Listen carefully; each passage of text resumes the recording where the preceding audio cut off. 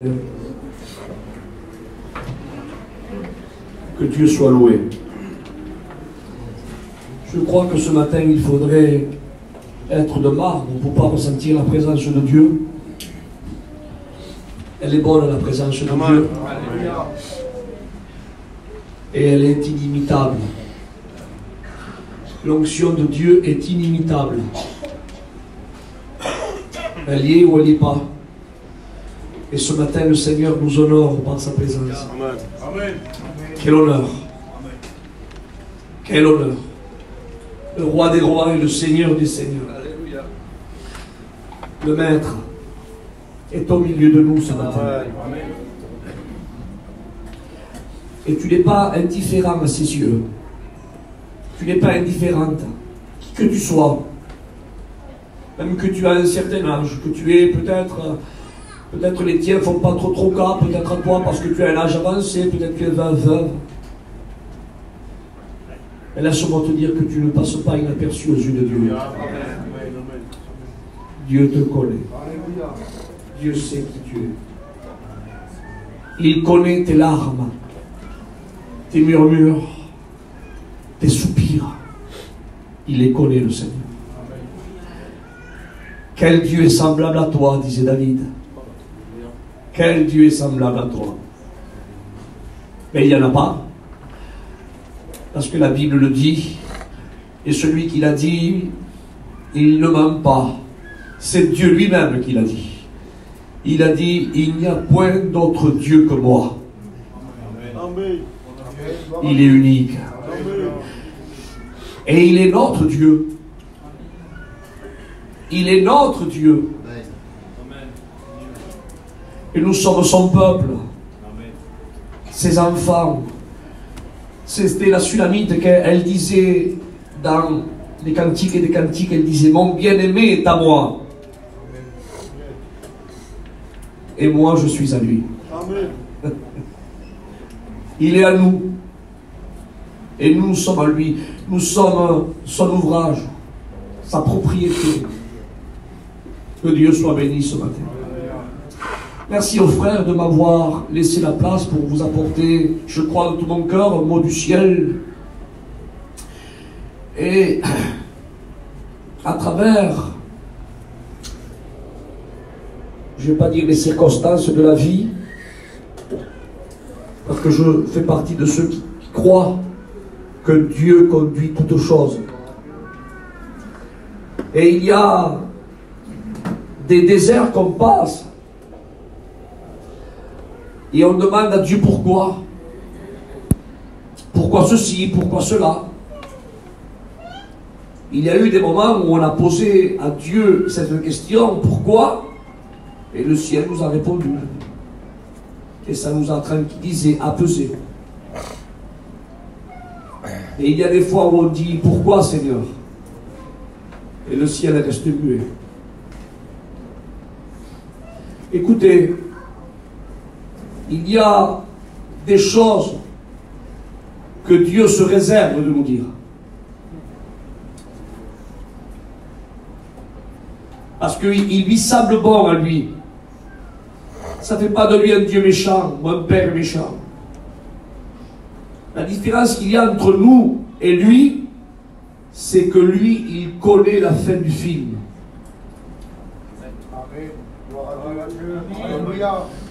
Je le redis.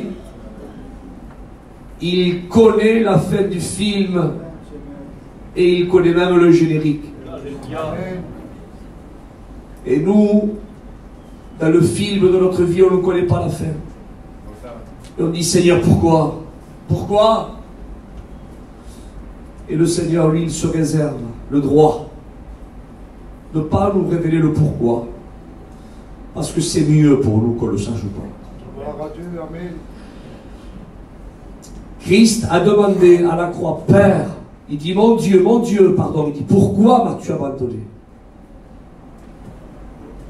Le ciel ne lui a pas donné de réponse.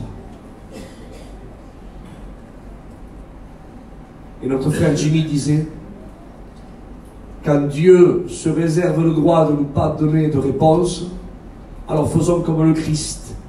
réfugions-nous dans les bras du Père. Alléluia. Amen. Parce que si en tant que Dieu, il ne veut pas nous révéler la réponse à notre pourquoi, c'est son droit. Mais je vous promets, il ne refusera pas ses mains en tant que Père pour nous consoler. Alors ce matin, je voudrais me sentir dans cette liberté pour vous apporter ce que Dieu a mis sur nous. Amen. Amen.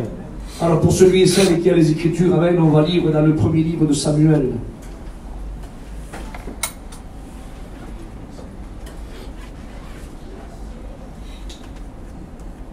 Au chapitre 17.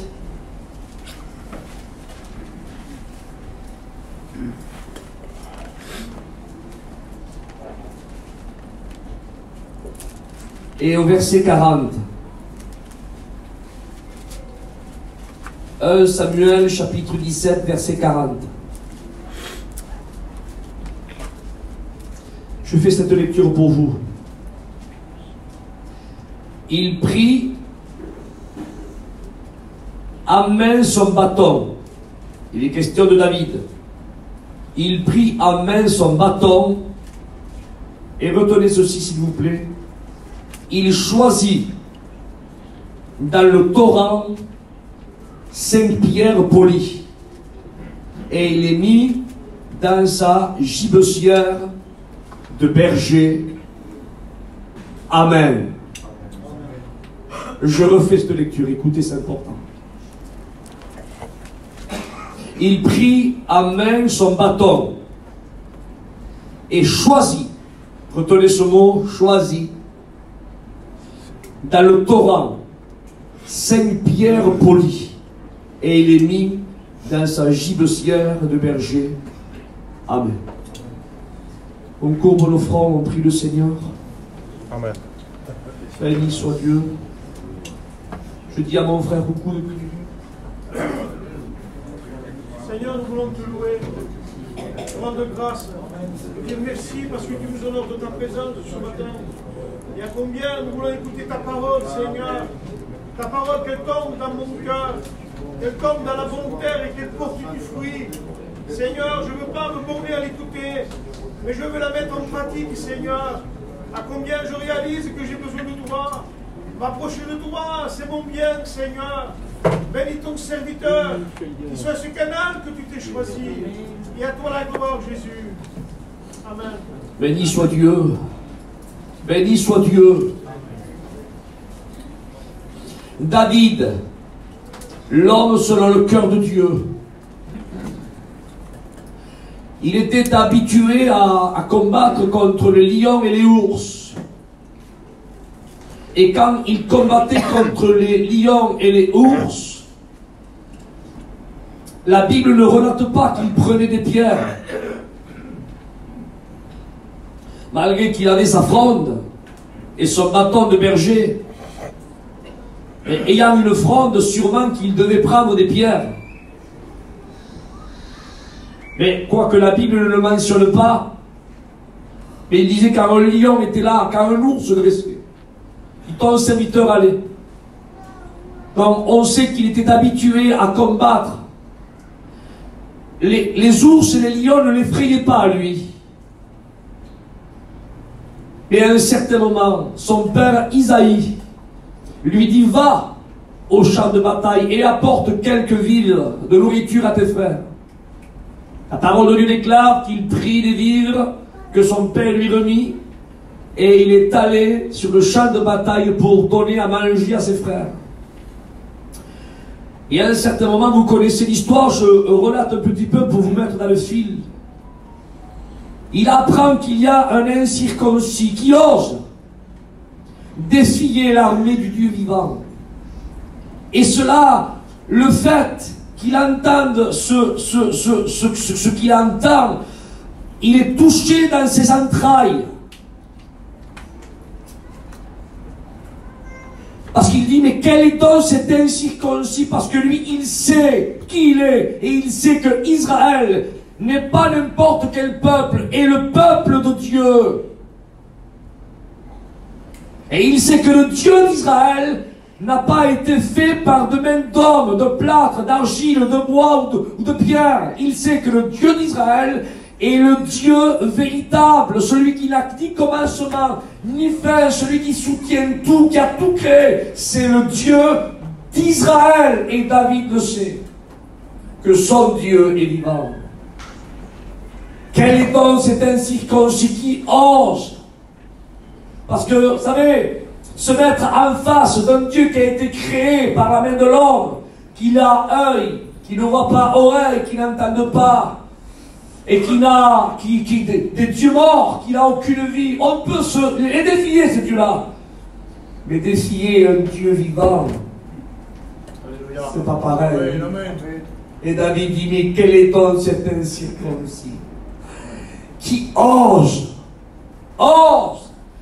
défier, ah Seigneur, quel mot, défier, alléluia, l'armée du Dieu vivant. Laissez-moi vous dire ceci, frères et sœurs. Amen. Notre Dieu est vivant. Amen. Il entend, il voit, il sait.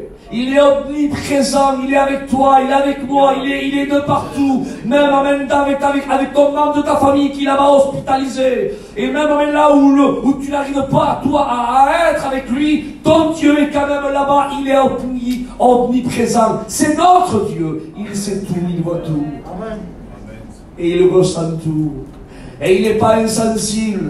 Dieu connaît tout. À Dieu soit la gloire. Et à un certain moment, alléluia, il va, amen, et quand il va, il voit, il regarde, il palpe un petit peu l'oppression qu'il y a au milieu du peuple. Et à un certain moment, amen, il est pris, amen, de son courage, il veut lui vaincre cet incirconcis qui est le propre au peuple d'Israël. Et là, on arrive à ce verset qu'on vient de lire. Pour les lions et pour les ours, c'est pas écrit qu'il est rentré dans le torrent. Sûrement qu'il prenait des pierres comme ça, là, par terre. Pour les ours et les lions, il y en avait assez.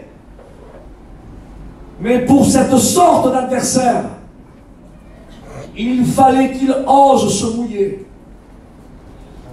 Laissez-moi vous dire, frères et sœurs, amis, qu'il est temps que nous nous mouillons.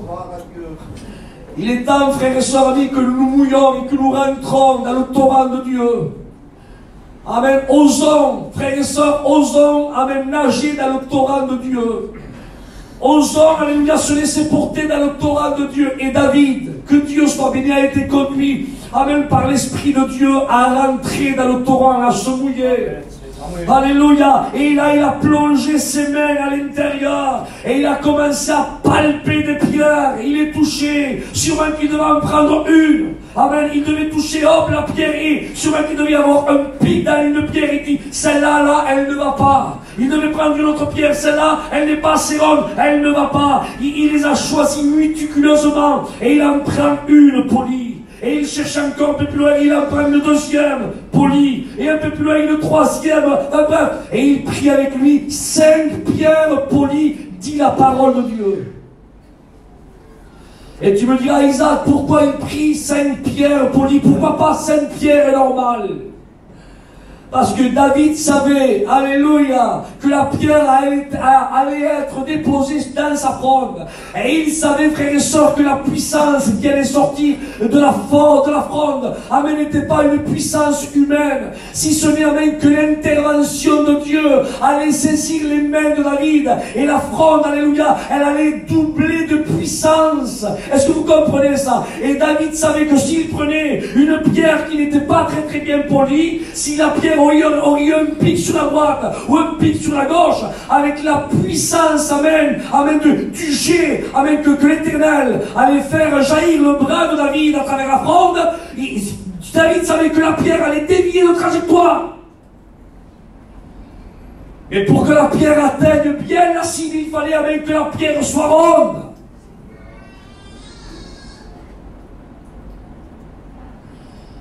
Que Dieu soit loué. Parce que la pierre, amen, qui allait être mise, amen, dans la fronde de David, pour supporter la puissance, amen, de la vigueur, que l'Éternel allait se saisir du bras de David. Il fallait que la pierre, alléluia, soit préparée, amen, dans la puissance, amen, du torrent à l'intérieur sous l'eau. Et le fait, amen, que la pierre était préparée à recevoir, vous savez, cette puissance d'eau, qui était là en train de se laisser polir. Elle se laissait polir, elle se laissait polir. Peut-être que cette pierre qu'elle se laissait polir, elle ne comprenait pas pourquoi elle subissait cette oppression. Mais Dieu savait, amen, qu'un temps allait venir où cette même pierre qui subissait cette oppression, amen, du torrent de l'eau, allait être prise à un certain moment. Et Dieu voulait l'utiliser pour atteindre une certaine cible. Amen. Gloire à Dieu. Alléluia. Laissez-moi vous dire, frères et sœurs, que celui, amen, vous savez que les gendarmes qui sont là subissent, eux, un certain entraînement. Mais ceux qui partent dans les pays étrangers, qui forment, vous savez, ces grands guerriers qui partent, ne reçoivent pas le même entraînement que ceux qui travaillent ici. C'est pour cela que quand David terrassait, quand il allait là pour se battre contre les lions et les ours, il prenait certaines pierres qu'il y avait là, à côté de lui. Mais pour ce Philistin, il fallait qu'il prenne quelques pierres spéciales. Des pierres, amen, qui avaient déjà été là dans l'épreuve de la puissance du torrent de l'eau. Est-ce que vous comprenez ça? Parce que si la pierre, je me répète, si la pierre n'était pas polie, écoutez ce que je dis, si la pierre n'était pas polie, avec la puissance, amen, de la projection, la pierre, elle aurait dévié de trajectoire et il n'aurait pas pu atteindre la cible. Mais cette pierre-là a été bien polie à un seul fin, qu'elle atteigne le but. Ça veut dire quoi, Isaac? Ça veut dire, amen, que Dieu a pris quelques pierres entre ses mains, amen, pour une mission que lui, amen, a voulu que ces hommes accomplissent. Et il y a certaines pierres qui apparaissent dans la Bible, où avant que Dieu les utilise, il les a pris, amen, il les a mis dans le torrent de l'épreuve. Et la première pierre que je voudrais vous citer, c'est la pierre d'Abraham. Abraham, il était une pierre que Dieu a pris, et il l'a mis dans le torrent de l'épreuve. Et il lui a dit, Abraham, quitte ta patrie et va dans le pays que je te conduirai. Et Abraham, à l'âge de 75 ans, il était une pierre, mais il n'était pas encore bien poli. Il fallait, amen, que cette pierre soit polie, amen, par les années de l'épreuve que tu étais en train, amen, oui, de le préparer pour le moment voulu. Est-ce que vous comprenez ce que je veux dire ce matin? Il y a 75 ans, la pierre que Dieu a extrait là de Ur en Chaldée, et il s'est passé 5 ans de polissage, 6 ans de polissage, 15 ans de polissage, 20 ans de polissage, 23 ans de polissage, 24 ans de polissage, 25 ans de polissage. Et une fois que la pierre était bien polie là, à ce moment-là, amen, Dieu a fait naître Isaac. Pourquoi le Seigneur ne l'a pas fait naître, amen, au bout de 2 ou 3 ans? Parce que Dieu, alléluia, amen, a préparé des œuvres d'avance afin que nous les pratiquions. Et Dieu, alléluia, il voulait, amen, que Abraham soit cette pierre polie. Amen. Il voulait l'utiliser comme lui, il veut l'utiliser. Est-ce que vous comprenez ça? Et à partir, amen, de 25 longues années, une fois que cette pierre était polie, à ce moment-là, Isaac est sorti. Il y a eu le temps, amen, où Isaac est né. Le temps de Dieu. Et il a pris cette pierre-là. Parce que David a pris cette pierre, et je voudrais imaginer cette pierre. La première pierre, ça permet d'appeler la pierre d'Abraham. Et Abraham a supporté. Parce que ce n'est pas, frères et sœurs, ce n'est pas tout le monde qui supporte. Et Abraham a supporté, quitte ta patrie. Et va dans le pays que je te conduirai. Et il part, il chemine. Et écoutez, on le dit comme ça avec nos lèvres. C'est vite, quand on le lit avec la Bible, on le lit assez vite fait, nous. On le lit peut-être en 5 minutes, le passage. De Genèse 12 à Genèse 21, en 5 minutes, on le lit. Pour le lecteur, peut-être moins. Mais il s'est passé plus de 25 ans. C'est long, 25 ans, frère et sœurs. 25 longues années. En plus, à 75 ans. Là, cheminant, et on va pas détailler tous les détails, mais il s'est passé encore plein de détails dans ces 25 années, où Dieu se révélait à Abraham, et à un certain moment, Abraham était prêt, et Isaac est né, alléluia. Que Dieu soit béni. Ça, c'était la première pierre que Dieu a choisie pour accomplir son œuvre. Parce que Dieu, dans son plan divin, il s'est choisi des hommes pour accomplir sa volonté. Et il prend la première pierre, Abraham. Et une fois qu'Abraham enclenche et qu'il commence à faire qu'il est dans le projet de Dieu, et que là, ça y est, le compte à rebours là s'est lancé, et que Isaac avait aimé le fils de la promesse, ça y est, il est là. Et une fois qu'il est là, frères et sœurs, alors Isaac, amen, il va avoir un fils, que Dieu soit loué, à lui soit la gloire, amen, qui s'appelle, amen, Jacob, il va en avoir 2 avec Ésaü, mais Jacob, amen, va être là, et à un certain moment, Jacob va avoir 12 enfants, qui vont former les 12 tribus d'Israël. Mais sur les 12 enfants, quoique le 12e viendra après, mais sur les 11 premiers enfants, il y a un enfant qui est là. Et cet enfant, Dieu a posé son regard sur lui. Et cet enfant, c'est Joseph. Et Dieu, amen, alléluia, il choisit une deuxième pierre pour accomplir sa volonté. Parce qu'il y a certaines missions, je me répète, où Dieu choisit certaines pierres. Mais il y a une catégorie de missions que Dieu, lui, se choisit des pierres spéciales qui ont été polies, amen, dans le torrent de l'épreuve. Parce que seule l'épreuve nous polie bien. Alléluia. L'épreuve n'est pas là, amen, amen, pour nous faire perdre. Non, bien au contraire, quand Dieu nous met dans le torrent de l'épreuve, amen, c'est pour qu'on en sorte meilleur et que lui se glorifie. Est-ce que vous comprenez ça? Alléluia. C'est pour cela que des fois on demande le pourquoi on est dans l'épreuve. Pourquoi le désert? Oh, le psaume 37 dira, garde silence devant l'Éternel et espère à lui. Et moi je te dis ce matin, si tu passes, amen, dans le torrent de l'épreuve, ne te rejette pas, qui que tu sois, chrétien, chrétienne, et novice dans la foi, étudiant, diacre, diaconesse, ancien, si tu passes dans le torrent de l'épreuve, garde silence, c'est parce que Dieu a une mission peut-être spéciale pour toi. Alléluia. Et Dieu amène à regarder les 11 enfants qui étaient là. Ah, il n'a pas pris Judas, il n'a pas pris Ruben, il n'a pas pris Siméon, il n'a pas pris Naphtali, non, il n'a pas pris Zacharie. Il est allé prendre un jeune garçon de 17 ans, Joseph. Dieu a posé ses regards sur cette pierre-là. Mais Joseph, à 17 ans, amen, était une pierre. Mais il manquait un polissage, parce que, alléluia, pour être utile, il faut être utilisable. Et pour atteindre le but, alléluia, pour être mis dans la fronde de Dieu, et accepter, alléluia, d'atteindre la cible, et ne pas se dévier en trajectoire, il fallait que Joseph, la pierre, soit bien poli. Et pour cela, il fallait, amen, qu'il supporte le torrent de l'épreuve. Il y a un certain moment, vous connaissez l'histoire, Joseph a voulu partager une bénédiction avec ses frères. Écoutez ce que je dis, j'ouvre une parenthèse. Vous imaginez qu'avec certains frères aujourd'hui, on ne peut pas partager les bénédictions de Dieu? C'est malheureux ça, hein? Avec certains frères, on ne peut pas partager les bénédictions de Dieu. Parce qu'au lieu de se réjouir avec nous, ils nous prennent à l'œil. Un petit peu comme Joseph. Joseph, il est allé vers ses frères. Regardez, le Seigneur m'a montré ce songe, il m'a montré ceci. Ah, Dieu parle qu'à lui. C'est lui, il n'y a que lui. Dieu parle qu'à lui, nous n'est rien.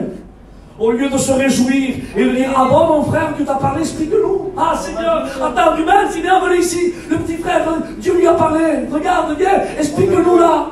Au lieu de se réjouir, ils l'ont pris à l'œil. Mais malheureusement, à l'époque où nous vivons, écoutez, je ne vous dévoile pas un secret, c'est une vérité. On ne peut pas tout dire à n'importe qui. Parce qu'au lieu de se réjouir avec vous, il vous arrache les morceaux par derrière. Et toi, tu vas avec ton cœur. Tu vas avec ton cœur pour dire, Dieu m'a montré ça, Dieu m'a dit ça. Dieu veut qu'on fasse ça. Ah bon? Et au lieu, amen, de faire une petite réunion familiale, spirituelle, et de dire, attends, le frère a quelque chose à partager. On va l'écouter, regarde, on va se réjouir, regarde, Dieu l'a prévenu. au lieu même de partager la bénédiction, il écoute, il gueule, mais il n'en pense pas moins. Et une fois qu'il se retourne, au lieu même de dire au frère, t'as vu le petit frère là, comment Dieu lui a parlé, au lieu de parler comme ça, il en parle derrière. Il dit, il se prend pas pour n'importe qui, lui. Il y a 3 mois qu'il est baptisé, ça Dieu lui parle, Dieu lui montre, il a des révélations. Seigneur Jésus, c'est comme ça. Malheureusement, écoutez, ceux qui parlent comme ça, tant pis, je dis les pédages continuent. Ceux qui parlent comme ça, ce n'est pas les étrangers. C'est des gens de l'intérieur. Parce que ceux qui ont parlé contre Joseph, ce n'étaient pas les étrangers. C'était les gens de l'intérieur. Et ce n'étaient pas des cousins germains, c'était leurs frères. Nés du même père. Comment est-il possible? Et Joseph, c'est ce qui s'est passé, il a partagé avec ses frères. Et ses frères, au lieu de le prendre dans un bon sens, l'ont jalousé. Et on a pris Joseph et on l'a mis là dans une citerne. Et Joseph, lui, il était là dans la citerne. Et là, Dieu a commencé à prendre cette pierre. Et il a commencé à le mettre dans la citerne du torrent de l'épreuve. Et imaginez Joseph dans la citerne.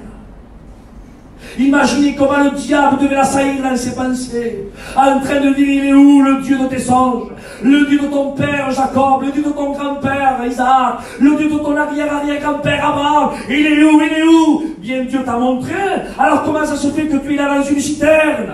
Mais lui, il vivait le psaume 37, garde silence devant l'Éternel et espère en lui. Amen. Il savait que Dieu lui avait parlé. Il savait que c'était pas une sorte, une émotion humaine. C'était pas un visionnaire, vous savez, comme certains sont. Non, Joseph savait que celui qui s'était révélé à lui, c'était réellement le Dieu de son père, d'Isaac, d'Abraham et de Jacob. Il le savait. Et il garde silence. Il ne se régène pas. Et dans cette citerne-là, l'épreuve commence à le polir. Il lui enlève un petit pic peut-être sur la voie. Je dis ça comme ça, d'accord? Je donne des ailes à mon imagination. Il y a un certain moment où on le prend. Alors Joseph, il a comme un petit souffle de joie. Ça y est, on me retire de la citerne. Et au lieu là de l'en sortir, là on commence à le prendre. Et on le vend à une caravane d'Ismaélites. Et on le met à l'intérieur. Et lui, il voit ses frères qui sont en train de comploter pour le vendre. Pour l'éloigner de son père Jacob, de le mettre dans un pays étranger qui ne parle même pas la langue. Là, un jeune garçon de 17 ans. Et là, de la citerne, il se trouve là dans la caravane d'Ismaélites. Et entre le départ et l'arrivée, ça s'est pas fait en 2 heures, il y a eu peut-être des jours et des jours de marche. Sûrement que le diable était en train de lui dire, mais il est où le Dieu de tes songes? Et Joseph, lui, il vivait le psaume 37. Garde silence devant l'Éternel. Et il gardait silence, il s'accrochait. Mes amis, je me l'amène après ça. Il s'accrochait non pas à ce qu'il voyait, non pas à ce qu'il ressentait. Il s'accrochait à ce que Dieu lui avait dit. Amen, alléluia. À Dieu soit la gloire.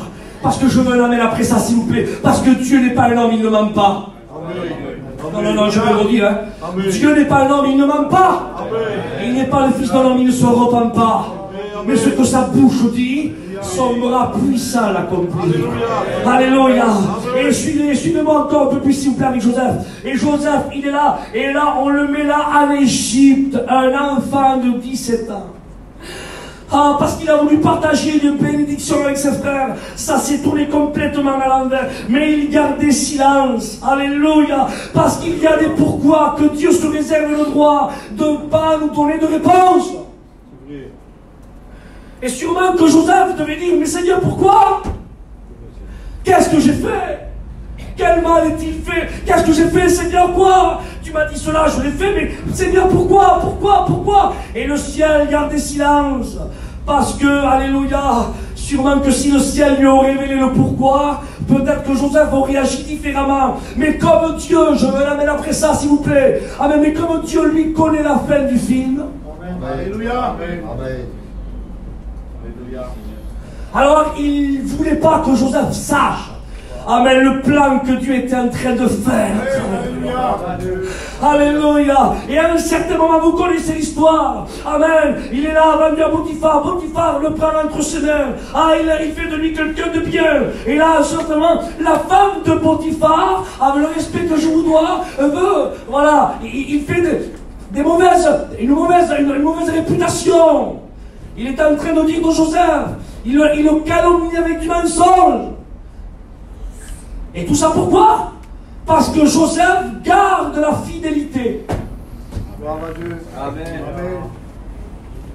Je garde la fidélité, je suis là jeté en citerne. Je garde la fidélité, je suis vendu des Ismaélites. Je garde la fidélité, on me transporte en Égypte. Je garde la fidélité, là la femme de Potiphar me calomnie. Je garde la fidélité, on me met en prison. Mais ce que Joseph ne savait pas, c'est que Dieu, alléluia, parce que Dieu est hors du temps, il synchronise, alléluia, il synchronise avec les temps, avec les circonstances, parce que Dieu, il est celui qui tire les ficelles. Alléluia, amen. Et Dieu avait préparé, amen, dans sa synchronisation, dans son plan à lui, Dieu avait synchronisé un rendez-vous que Joseph ne connaissait pas. Et le rendez-vous que Dieu avait préparé pour Joseph, c'était qu'il fallait, amen, qu'il côtoie un échanson, mais pas n'importe où, pas dans le palais de Pharaon, parce que l'échanson à ce moment-là, cette période-là, il était en prison. Et le seul moyen d'arriver, amen, à parler avec cet échanson-là, il fallait que lui aille en prison. Et Joseph ne le savait pas, mais à travers sa fidélité, Dieu amène à organiser ce rendez-vous. Alléluia. Oh, que c'est beau les choses de Dieu, Seigneur. Et une fois qu'il est là en prison, il fait la connaissance de l'échanson. Alléluia. Et il reste 1 mois, 2 mois en prison, 4 mois, 6 mois en prison, 8 mois en prison. Écoutez, c'est long. Hein. J'ai jamais fait de star, mais sûrement que c'est long. 13 mois, 14 mois, 15 mois, 20 mois en prison. Enfin bref, 24 mois, 2 ans en prison. Écoutez, 2 ans, c'est vite dit, la bouche. Mais il faut y passer. En plus, les prisons de l'époque, c'était pas comme aujourd'hui. Là, 17 ans. Maintenant, il n'a plus 17 ans. Il frôle les 20 ans. Sûrement que le diable va encore l'assaillir. Mais il est où, ton Dieu? Regarde. Ah, tu vois bien qu'il n'y a pas de Dieu. Tourne-toi vers les dieux d'Égypte, c'est la souris, c'est la... Regarde comme il prospère, regarde ton Dieu à toi, Dieu t'a montré, quel mal as-tu fait? Tu es fidèle, regarde, on te met dans une citerne, tu es fidèle, on te va à un caravane ismaélite, tu es fidèle, on te va en Égypte, tu es fidèle, on te met en prison, il y a 3 ans, regarde, 3 ans, il est où le Dieu de ton père, le Dieu de tes songes? Oh, relis Dieu! Mais Joseph dit le psaume 37. Garde silence devant l'Éternel et espère en lui. Oh, que Dieu soit loué. Alléluia. Mais Dieu, amen, était en train, alléluia, entre le départ et la prison, Dieu était en train de le mettre dans le torrent de l'épreuve. Et l'épreuve, alléluia, dans le plan de Dieu, était en train de le polir. Et il le polissait, Et à un certain moment, il est un sujet de bénédiction pour les chansons. Les chansons sortent de la prison. Le roi, amen, Pharaon, a un songe. Les attrapes de l'époque, personne ne peut décrypter le songe. Et là, à ce moment-là, les chansons, alléluia, amen, amen, le Seigneur lui rappelle, sûrement dans son cœur, la connaissance, amen, qu'il a fait là en prison, qu'il y a un homme, qu'il a des révélations et qu'il a une explication extraordinaire comme nul autre homme. Alors, Pharaon le fait appeler et il le fait sortir de la prison. Et vous connaissez l'histoire, qu'est-ce qui s'est passé? Il y a eu cette famine qui a frappé l'Égypte et à cause de Joseph, parce qu'il lui a donné la solution comment échapper à la famine. Il y a eu du pain en Égypte. Et pendant que ses frères, là-bas, et son père allaient mourir de faim, parce que rappelez-vous, c'est important ce que je dis là, rappelez-vous, amen, que le Christ est sorti de la tribu de Juda. Amen. Et Judas, amen, là-bas avec ses frères, avec Siméon, Isaac et son père Jacob, la famine allait les frapper, ils allaient mourir de faim. Mais Dieu avait préparé une pierre, alléluia, amen, qu'il était en train de la polir, à un seul fin qu'à un certain moment, il lui donne la solution pour avoir du pain en Égypte. Alléluia, et à un certain moment, ses frères sont venus chercher du pain en Égypte. Qui c'est qui les reçoit? Qui c'est qui est là? Qui? Qui? Joseph, il est là. Alléluia. Et comme Dieu l'a bien poli, il a atteint la cible. Et au lieu de rendre le mal par le mal, il a donné du pain à ses frères. Judas a pu manger. Judas n'est pas mort, sa descendance a pu subsister, et le lion de la tribu du Judas a pu sortir. Alléluia. Alléluia. Amen. Vous imaginez ça, Amen, Seigneur? Vous voyez un petit peu le plan de Dieu. Imaginez que Joseph n'aurait pas accepté le plan de Dieu. Qui aurait été en Égypte? Qui aurait été en prison? Personne. Qui aurait révélé le sort de les chansons? Personne. Qui aurait parlé à Pharaon, Amen, pour décrypter son songe? Personne. Qui aurait donné la solution pour avoir du pain? Personne. Il y aurait eu la famine dans le pays, il n'aurait pas eu du pain en Égypte. Israël serait mort, la tribu du Judas serait mort et le Christ n'aurait pas pu sortir. Là, je mets la barotte. Hein. Je donne vraiment des ailes à mon imagination, mais suivant le fil de l'histoire biblique, Dieu amène à plusieurs cordes à son arc. Est-ce que vous comprenez ce que je veux dire? Dites pas ce que je n'ai pas dit. Mais si on rentre dans une logique humaine, ça serait déroulé comme ça. Mais parce que Dieu prépare toutes choses d'avance pour sa gloire à lui, alléluia, et il a certaines missions, je me répète, il a certaines missions, amen, que Dieu, alléluia, se réserve à certains guerriers. Amen. Je le redis. Dieu a certaines missions, il ne peut pas les confier à n'importe qui. Dieu se réserve certaines missions à certaines pierres que lui a polies. Parce que Dieu sait que certaines pierres n'atteindraient pas la cible. Tandis que ces pierres que lui a polies dans l'épreuve, que lui s'est mis à part, que lui s'est choisi, Amen, pour atteindre l'objectif et le but, Dieu sait que ces pierres-là, avec l'aide de Dieu, atteindront le but et accompliront la volonté de Dieu. Alors je continue. Première pièce d'Abraham. Deuxième pièce de Joseph. Ils ont accepté le polissage de l'épreuve pour accomplir la volonté de Dieu et son dessein. Troisième pierre, c'était la pierre de David. David, lui aussi, il était une pierre que Dieu, Amen, avait polie pendant l'épreuve. Il supportait tout, Amen. Il supportait, alléluia. Il a été cette pierre pour terrasser le Philistin. Il a été cette pierre, frères et sœurs, amis, Amen, dans lequel Dieu a animé ce désir, Amen, de rapporter l'arche, Amen, à Jérusalem. Et le désir, Amen, ce zèle de construire une maison à l'Éternel, un temple à Dieu, de mettre Dieu à sa place. Et ça, c'était David.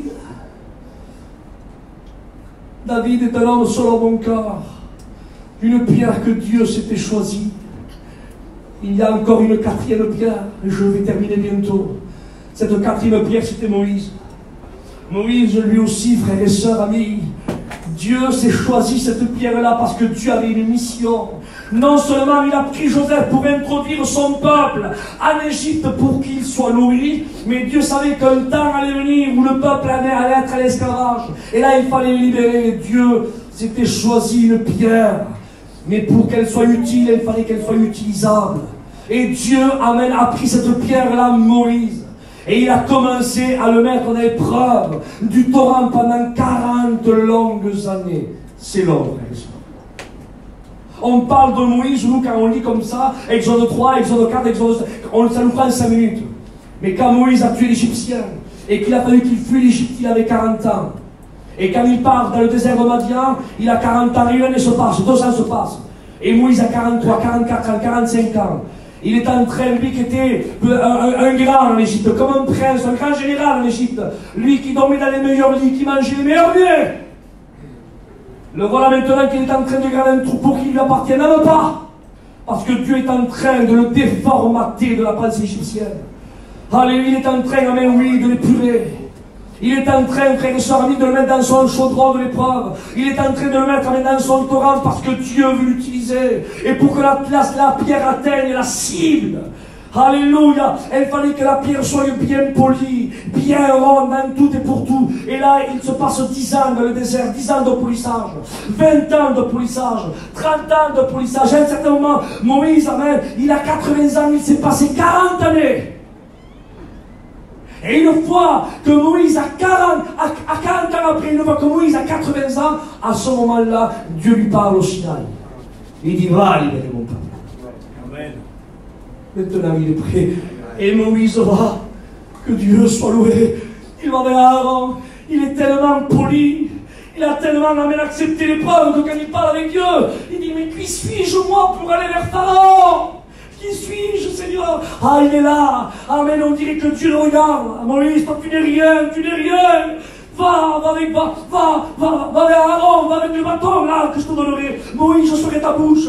Mais si Dieu ne l'aurait pu lui révéler, ah Moïse, maintenant tu es pire bien poli, dans lequel je vais te mettre avec ta fronde.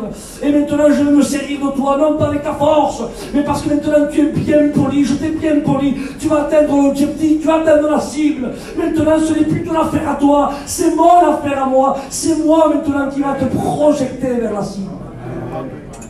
Et Moïse avait été projeté, alléluia, par la main puissante de Dieu. Et la parole nous déclare qu'à travers amen, son serviteur Moïse, le peuple a été libéré de l'esclavage. Et il a été introduit, amen, dans le pays où coule le lait et le miel. Amen. C'est ça ton message, Isaac? Ce message aidé est sorti de mon cœur à travers un polissage, à travers une épreuve dans laquelle, dans ma vie spirituelle, je me mettais devant Dieu et je disais, Seigneur, pourquoi? Parce que nous aussi, serviteurs de Dieu, on dit à Dieu pourquoi. On est de tout notre cœur, on essaie de faire la volonté de Dieu. Et les serviteurs de Dieu savent de quoi je parle. On est là, on essaie d'être, amen, l'œil du malvoyant. On essaye d'être, amen, la main de celui, amen, qui n'a pas de force. On essaye, amen, d'être l'épaule pour celui qui est fatigué. On essaye, amen, d'être les jambes de celui qui n'a plus de force pour marcher. On essaye. Et n'oubliez pas que nous aussi, nous sommes aussi dans des moments difficiles où nous passons. Et nous aussi, on demande à Dieu des fois le pourquoi et le comment. Et dans ces moments d'épreuve que je passais, je disais, Seigneur, je ne comprends pas. Il y a plus de 20 ans que je te sers, Seigneur. Pourquoi, Seigneur, tu permets ceci? Et pourquoi cela? Et je ne vous le cache pas. Et j'ai pleuré des larmes. Je me mettais à part et je pleurais. Et je disais, Seigneur, pourquoi tu permets ça?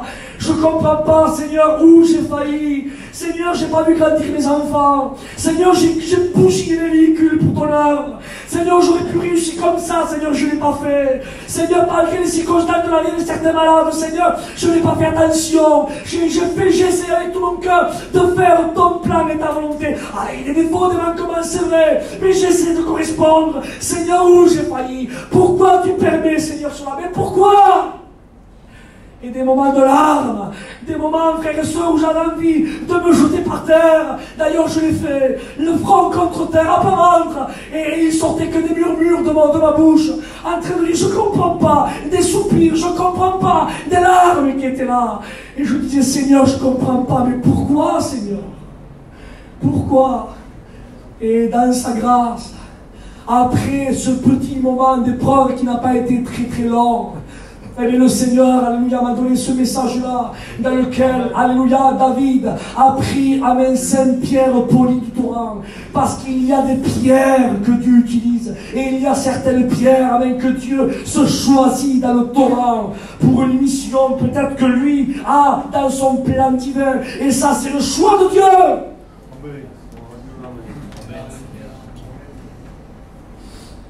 Rappelez-vous, dans Jean 21, la pêche miraculeuse. Je parlais hier avec un frère de cela, je lui rappelais ce texte. Que le Saint-Esprit me rappelle ce matin. Rappelez-vous la deuxième pêche miraculeuse dans Jean 21. Il dit qu'il a pris une grande quantité de poissons. Les poissons ont été pris à travers le filet. Et le filet, c'est le filet de la prédication. Pierre, c'est le ministère. D'accord? Pas de soucis, ça, je peux en comprendre. Mais quand ils ont arrivé au rivage, qu'est-ce qu'ils ont trouvé là? Ils ont trouvé là une petite grille avec quelques poissons sur des charbons. Et la question est posée, mais ces poissons-là, qui c'est qui les a pris? La grande quantité de poissons, on sait qui les a pris. C'est le filet de la prédication à travers le message de Pierre. On va l'imaginer comme ça, d'accord? Pierre, c'est le ministère. Le filet, c'est le message de la prédication. Il y a des âmes qui sont sauvées à travers le fil de la prédication et le ministère. Mais il y a certaines catégories d'âmes. Et ça appartient à Dieu. Que Dieu va directement les prendre lui-même. Et c'est ce qui s'est passé avec Saul de Tarse. C'était un poisson même que Dieu s'est choisi lui-même dans le chemin de Damas. Alléluia. Est-ce que vous comprenez ça? C'est ce qui s'est passé avec Nicky Cruz. C'est ce qui s'est passé avec certains hommes. Est-ce que vous comprenez ça? C'est ce qui s'est passé avec Clément Le Cosset. C'est ce qui s'est passé avec Mans. C'est des hommes qui ont été choisis, pris par la main de Dieu.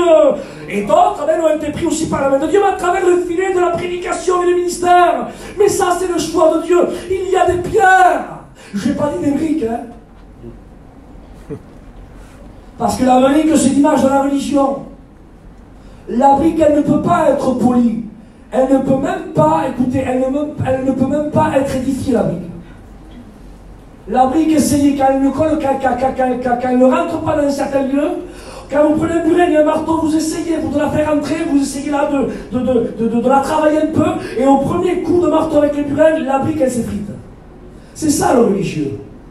Le religieux, tant qu'on le reprend pas, c'est une brique qui paraît là, bien conforme au système. Mais certainement, quand Dieu essaie à travers la prédication et le ministère de prendre un burin et essayer de le reprendre, la brique, elle s'effrite. Et elle quitte les assemblées. Et elles ne sont plus ici. Mais Dieu n'a pas fait de nous des briques. Dieu a fait de nous des pierres. Et les pierres, alléluia, quand elles ne rentrent pas dans un certain lieu, elles acceptent le burin de la parole. Et la pierre, elle ne s'effrite pas, bien au contraire, elle se laisse tailler.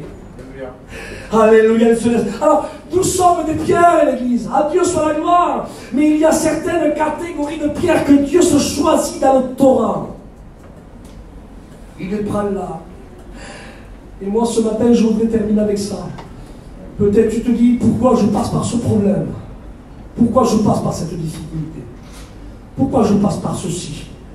Pourquoi je passe par cela? Parce que peut-être tu es une pierre que Dieu a choisie pour une mission peut-être particulière. Amen. Je le redis ce matin. Pourquoi, Seigneur? Pourquoi? Je ne comprends pas, Seigneur. Pourquoi? Pourquoi dans cette épreuve? Pourquoi dans ce jour? Pourquoi, Seigneur, cette oppression? Pourquoi ces incompréhensions? Je veux faire un bien, Seigneur, c'est surtout le mal. Pourquoi, Seigneur? Je ne comprends pas. Et on se parle avec sa femme et on dit, femme, mais je ne comprends pas pourquoi. Qu'est-ce qu'on a fait? Elle est où l'erreur? Qu'est-ce qu'on a fait? C'était la question que je me posais. Mais qu'est-ce qu'on a fait? Pourquoi? Et peut-être que tu te poses cette question. Pourquoi? Et là où le diable vient, il intervient, il te dit que tu n'es pas appelé de Dieu, c'est pour ça. Tu t'es trompé. Ça a été le choix des hommes, pas le choix de Dieu, c'est pas pour toi. Dieu t'a pas réellement parlé, t'as rappelé la prophétie qu'il t'avait donnée, c'était pas pour toi, tu l'as pris pour toi, mais c'était pour là-bas, c'était pour tel ou l'autre là-bas. Et le diable vient à ce moment-là, il te parle. Mais moi je voudrais t'encourager ce matin, au nom de Jésus, fais comme Joseph, Amen, vis le psaume 37, garde le silence devant l'Éternel. Alléluia. Et espère lui. Croyez-vous que Job ne devait pas se poser le pourquoi? Pourquoi, Seigneur? Croyez-vous que Job n'aurait pas pu? Je sais pas. Il a dû se dire pourquoi je passe comme ça, Job? Qu'est-ce que j'ai fait? Je perds 7 garçons, 7 000 brebis, 3 000 chameaux. Encore les sous, ça va s'en venir, mais mes enfants, on donne tout pour nos enfants. 10 enfants sous terre. Et là, celle que j'ai partagé tant de projets, avec elle, ce même temps, contre moi, nous dit, maudit Dieu est mort. Il y a un plus de ça, j'ai passé, j'ai encore une maladie là qui s'accapare de moi. Et tous mes amis là qui sont avec moi, qui me soutenaient, maintenant sont en train de me murmurer. Ils sont en train de dire derrière mon dos, ah, s'il lui arrive tout ce qui lui arrive à Job, sûrement c'est parce qu'il devait cacher le péché. Sûrement qu'il devait se dire, mais Seigneur, pourquoi tout cela? Pourquoi? Et sûrement que le diable devait être là à côté de lui. Ça y est, il a renié Dieu. Parce que ce que Job ne savait pas, amen, c'est parce que ce que Job ne savait pas, c'est qu'il y avait une conversation secrète dans le ciel qu'il s'était passé entre Dieu et le diable. Et Job, lui, ne le savait pas. Et le diable devait se dire, ça y est, il va renier Dieu. Ça y est, la tête de Dieu va s'abaisser. Ah, Dieu n'avait pas raison, tu vas voir que moi j'avais raison. Et Dieu est en train de le regarder, son serviteur. Et la Bible déclare que Job ne pécha point par sa bouche. Et il dit, l'Éternel a donné. L'Éternel a ôté. Que le nom de l'Éternel soit glorifié. Imaginez le diable à ce moment-là si on aurait pu le voir. Comment il devait rager. Comment il devait rager. Écoute, amen. Si tu veux que le diable rage, garde la fidélité. Amen. Alléluia.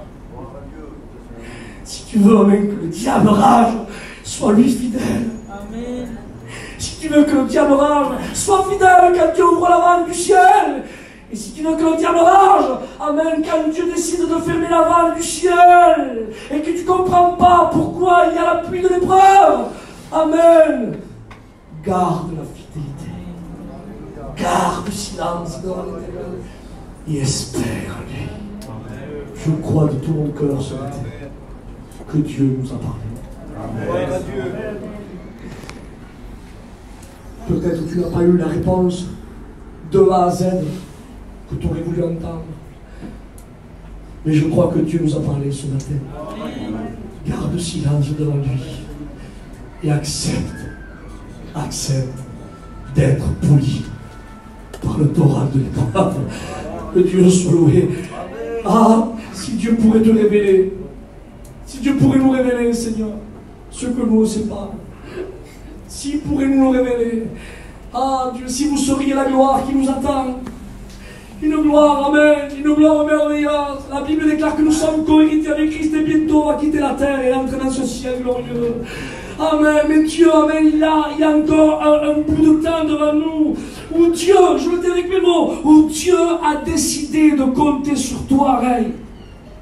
Mes frères, Dieu a décidé dans son plan divin, amen, il compte sur toi, comme il a compté, amen, il n'en a pas pris 30, hein, pour certaines missions, amen, il en a pris un Abraham, pour une autre mission, amen, il a pris Joseph, pour une autre mission, il a pris Moïse, pour une autre mission, amen, il a pris David, et si ce matin, Dieu voudrait te prendre à toi,